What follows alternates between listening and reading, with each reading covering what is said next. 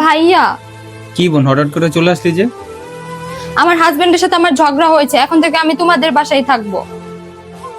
আচ্ছা, ব্যাগটা রাইখে আস যা। আর শোন, আমাদের জন্য 2 কাপ চা বানিয়ে নিয়ে আসিস। তোরা তো চা অনেকদিন যাবত খাই না। যা। আচ্ছা ঠিক আছে ভাইয়া। ভাইয়া এই যে চা নাও।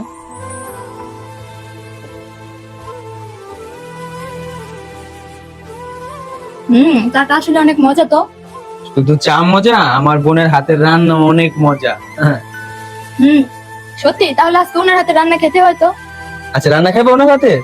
আয়, তুই আজকে রান্না করিস তো, তোর ভাবি আজকে তোর হাতে রান্না খাইবো। যা, রান্না কর। আচ্ছা ঠিক আছে ভাইয়া। খাবারটা অনেক টেস্টি হয়েছে তো। হ্যাঁ হ্যাঁ, অনেক মজা। শোনো, আজকে থেকে খাবার তুমি রান্না করবে, বুঝছো? আচ্ছা ঠিক আছে। আচ্ছা বোন শোন, তোর ভাবির অনেক শরীর খারাপ আর জ্বর আসছে রে। ওয়াশরুম অনেকগুলো কাপড় আছে, ওইগুলো একটু ধুয়া দে বোন। ফোন না আমার ভালো, যা যা একটু ধুয়া দে। আচ্ছা ঠিক আছে ভাইয়া।